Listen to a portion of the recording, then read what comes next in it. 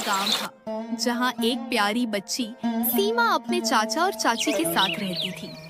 उसके माता पिता का बचपन में ही दुर्घटना के कारण निधन हो गया था। सीमा के चाचा उससे बहुत प्यार करते थे, लेकिन चाची सिर्फ अपनी बेटी से प्यार करती थी।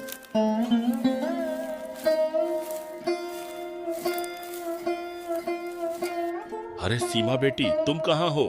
जल्दी इधर आओ, तुम्हें कुछ बताना है। चाचा जी रुकिए, मैं अभी आती हूँ।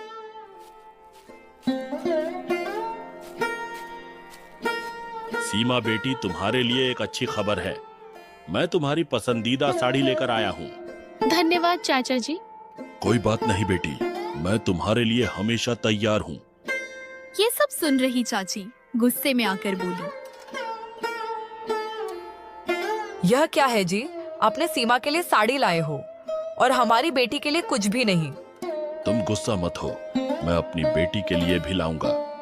मुझे दोनों बेटियों के लिए समान प्यार है और मैं चाहता हूँ कि दोनों हमेशा खुश रहें।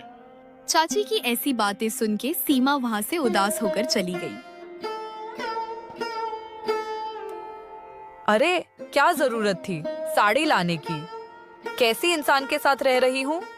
भैया और भाभी तो हमारे ऊपर यह बोझ डालकर चले गई और अब हमें ही सब संभालना पड़ रहा है।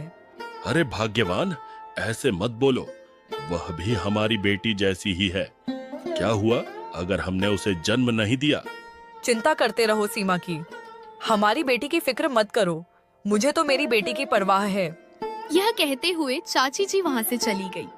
सीमा चाची जी की यह सब बातों को नजरअंदाज करके चाची जी के पास जाती है।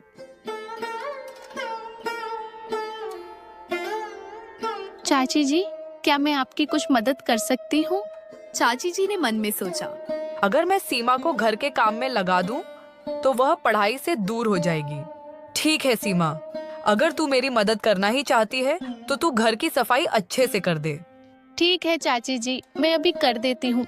उसके बाद चाची जी सीमा को काम देकर वहाँ से चली जाती है। कुछ समय बाद चाची जब बाहर से लौटी तब देखा कि सीमा काम तो कर रही थी, पर बहुत ही धीरे धीरे से कर रही थी। तुम्हें काम करना नहीं आता तो क्यों बोली मैं कर सकती हूँ?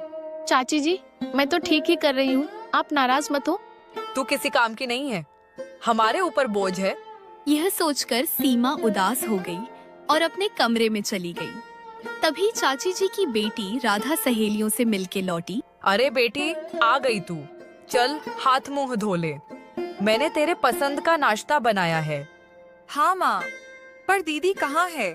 तुझे जो कहा है वह कर, दूसरों के बारे में पूछना जरूरी नहीं है। सीमा यह बात सुन लेती है और मायूस हो जाती है।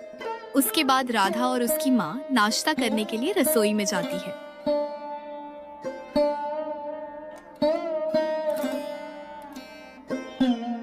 माँ, मुझे कुछ पैसे चाहिए, पिताजी से पूछ के दो ना।